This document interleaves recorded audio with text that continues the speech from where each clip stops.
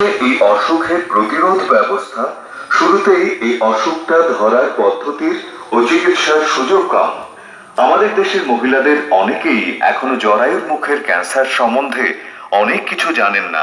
এই ক্যান্সারকে শুরুতেই ধরা যায়, কিন্তু বেশিরভাগ রোগী অসুখটা অনেক বেড়ে যাওয়ার পরে হাসপাতালে বা ডাক্তারের কাছে যান।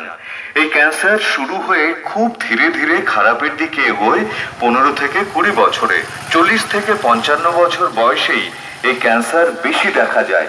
এই ক্যান্সার নিয়ে তাদের ভয় ও ভুল ধারণা দূর করে জরায়ুর মুখের ক্যান্সার শুরুর সময়ই ধরার জন্য নিয়ম মাফিক পরীক্ষা করার জন্য তাদের উৎসাহিত করা দরকার। প্রায় সমস্ত 99% জরায়ুর মুখের ক্যান্সারের সঙ্গে কিছু ধরনের হিউম্যান প্যাপিলোমা ভাইরাসের যোগ আছে।